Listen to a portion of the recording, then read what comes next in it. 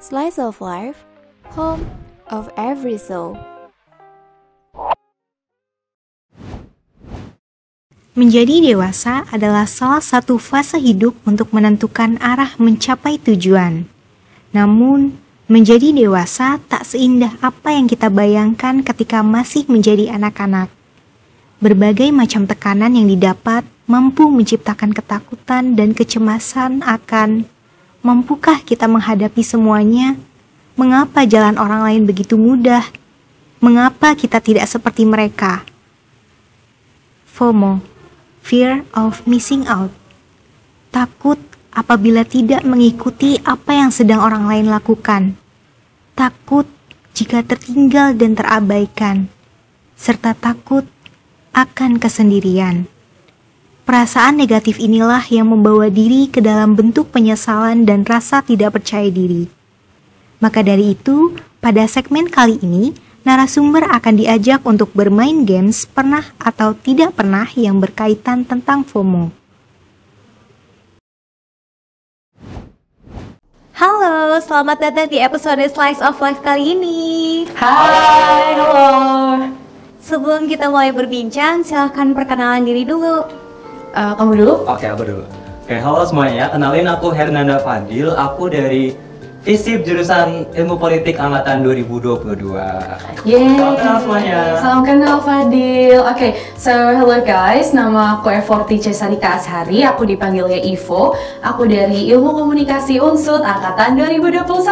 Hai guys, nice to meet you. Halo Kak Evo. Hai, ya. Halo Kak Ivo dan juga Kak Fadil. Oke, gimana kabarnya nih setelah libur semester? Makin hektik atau lagi mau santai dulu?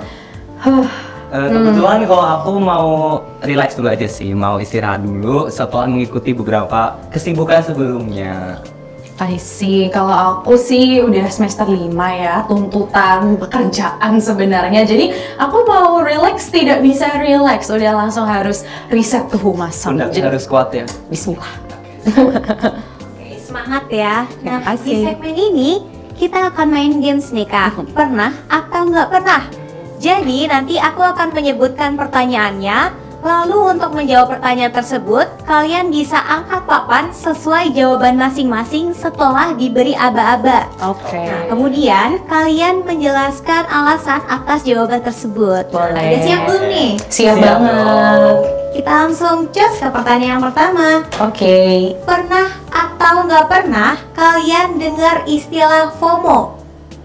3, 2, 1. Of course. Of pernah course, dong. of Pernah course. nih dua-duanya. Nah, kira-kira kenapa dengar istilah FOMO tuh di mana nih? Atau dalam konteks apa? Nah, mungkin Kak Ivo dulu nih, kenapa? Oh, oke. So, aku dengar istilah FOMO itu kebanyakan dari media sosial, khususnya Twitter ya, of course because I'm chronically online, you guys. So, what do you expect? FOMO itu aku dengarnya itu dari berbagai konteks ya sebenarnya. Ada yang tentang trend, tentang pop culture, ada juga tentang prestasi akademik.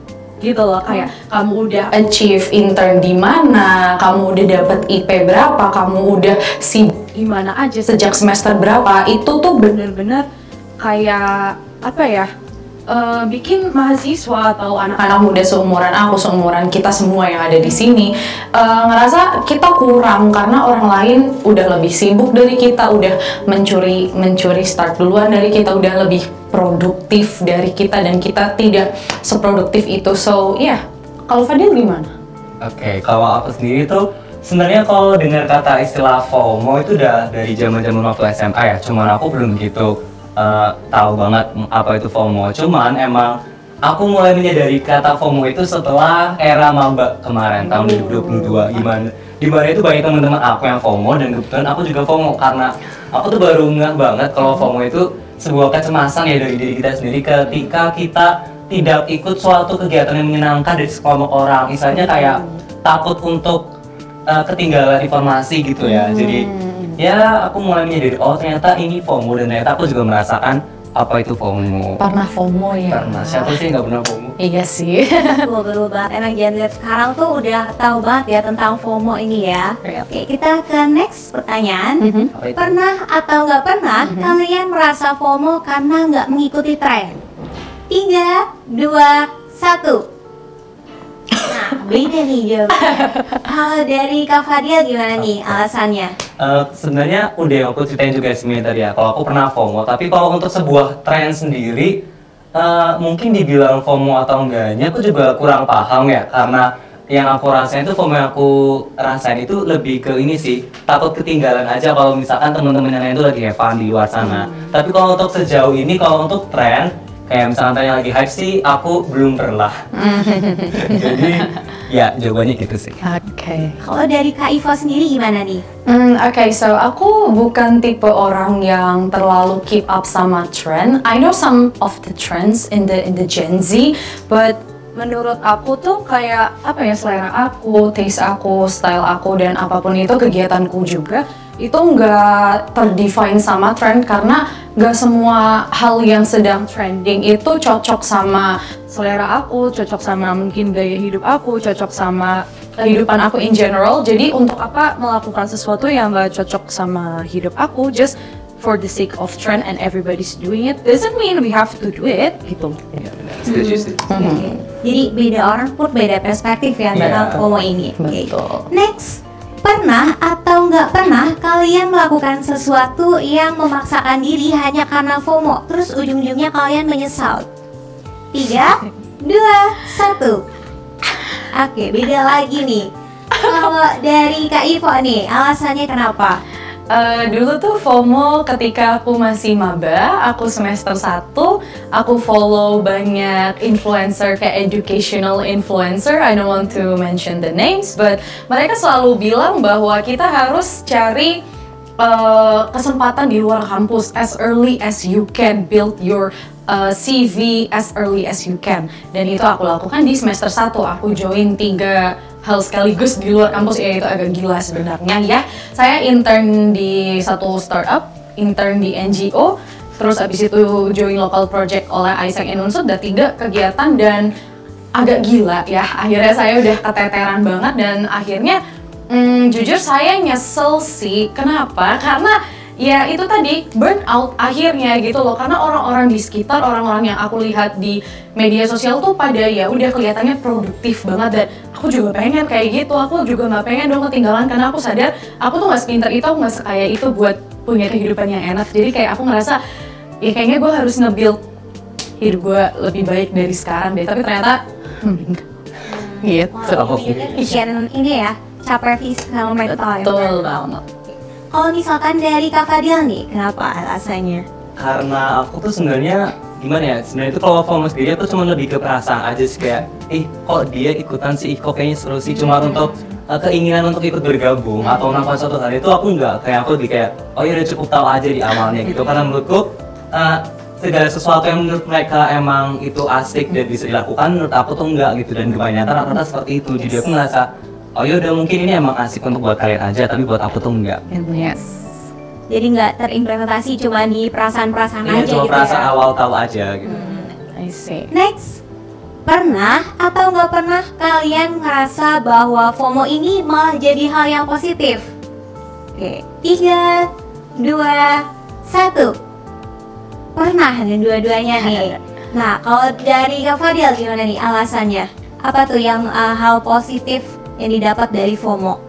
Kalau yang baru aku rasain ini lebih ke ini sih, konteks join kepanitiaan atau organisasi, di mana tuh emang waktu maba era kan gencar-gencarnya tuh ya, maba-maba kayak aku waktu itu lagi langsung happy-nya untuk join banyak organisasi sekaligus, dan memang itu terlihatnya kayak nanti ending itu burnout, tapi hasil dari kita join organisasi itu ternyata lumayan besar, dan itu berdampak ke depannya bagaimana kita kuliah nanti. Dan itu aku rasain juga kebetulan saat kuliah, ketika teman-temanku banyak banget yang join HMJA, suka UKM, so kayak aku kayaknya juga harus ikutan deh. Dan ternyata setelah aku join gabung UKM yang aku minati, ternyata oh emang sepositif ini hasil dari kita join UKM. Jadi emang nggak ada salah sih kalau untuk FOMO. Real in this case. Ya, di dalam kasus ini.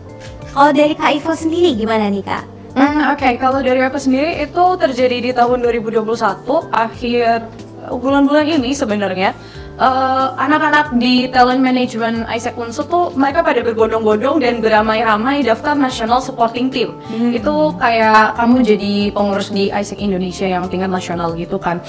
Aku FOMO karena orang-orang di sekitarku pada daftar gitu loh kan. Terus yaudah aku ikut-ikutan aja, just give it a shot, nggak peduli aku skillnya masih segitu-segitu aja. Aku ngerasanya kan masih kurang ya. Tapi yaudah aku FOMO aja, orang-orang pada daftar, aku juga pengen daftar dong kayak gitu kan. Tapi it leads to a really good environment. It leads to a really good experience for me because I met a lot of amazing people there and I got a lot of life lesson, life wisdom. So I think in that case particularly itu FOMO yang lumayan memberikan hal positif. Tapi kita in this case mirip nggak sih kasusnya? Iya benar. So yeah. Sama-sama dapat benefit dari FOMO ini ya. Oke, next. Pernah atau nggak pernah kalian membatasi diri nih, baik dalam kehidupan media dan juga sosial untuk menghindari FOMO? Oke, ada kenapa nih mukanya nih? Langsung aja kali ya. 3, 2, 1. Pernah dua-duanya. Nah, kalau misalkan dari Kak Fadil nih, kenapa nih alasannya nih? Karena emang media sosial tuh seberpengaruh itu sih sama kondisi kita untuk aktivitas selanjutnya. Jadi emang terkadang tuh aku butuh banget yang namanya waktu me time, gak megang media sosial sama sekali, dan ternyata itu sangat memberikan benefit yang besar juga buat aku dan buat mental aku juga. Jadi ya sebenarnya bukan hanya konteks FOMO sih, lebih kayak emang aku punya rutinitas untuk aku off media sosial gitu. Oke, kalau dari Kak Ivo sendiri gimana nih? Oke, jadi kalau aku pikir kita punya kuasa penuh ya dalam apa yang bisa kita lihat, apa yang ingin kita lihat, apa yang bisa lewat di timeline kita di media sosial, apa yang bisa lewat di FYP kita di TikTok gitu kan. Jadi biar nggak kepikiran, biar nggak terasa FOMO, biar nggak memunculkan pikiran bahwa oh gue kudu ikut seperti mereka, gue harus menjadi seperti mereka. Ya gue batasin konten-konten yang nge-trigger hal itu dong, of course, for the sake of my own mental stability, for the sake of my own peace, I guess ya kan. Jadi karena aku punya kontrol penuh atas apa yang bisa aku lihat dan apa yang ingin aku lihat, kenapa enggak gitu loh. Jadi ya buat apa sih kita hidup udah banyak pikiran. Dan apa yang nambah-nambah ya pikiran Iya, gitu. Oke. Berarti dari keduanya nih di media sosial ya, lebih ke media sosial dalam membatasi diri. Betul. Oke, nah sejauh ini dari jawaban Kak Ivo dan juga Kak Fadil ini ada yang perspektifnya beda, ada yang juga sama terkait FOMO ini. Oke, terima kasih untuk jawabannya Kak Fadil dan juga Kak Ivo.